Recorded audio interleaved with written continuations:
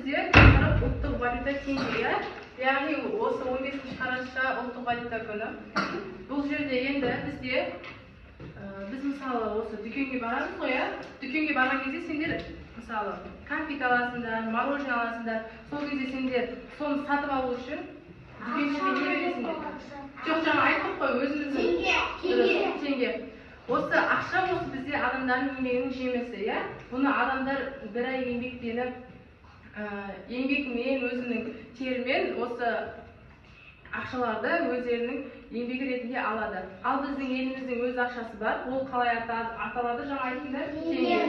Нұрсұлтан Назарбаев Қазақстан Республикасының ұлттық валюта енгізу туралы жарлыққа қол қойып, 15 қараша ұлттық валютамыз айналымға енгізілді.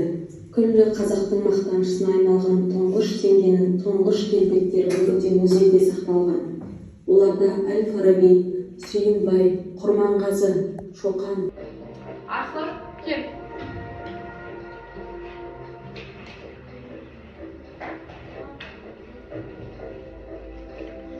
Еліміздің төл валютасы туралы жарлық қай жылы шықты?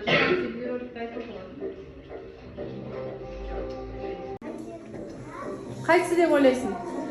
Айтпаймыз. Жарайсың. Тексерейік жауап. Жылдам. Оқушылар, бізде осы қауіпсіздік ережесі туралы сендерге қысқаша айтып кетейін.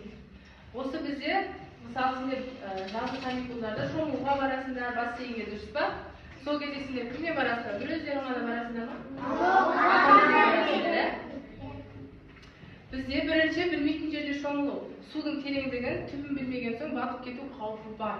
Яғни дұрыс қой, біреудің көмегінсіз сендер өздері шомыла алмайсыңдар. Ол сендерге мүмкін емес.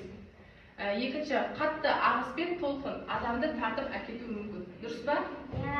Қатты толқында сендер шомылып атып, сендер мысалы толқын қатты келіп, сендерді ұшырып кетеді.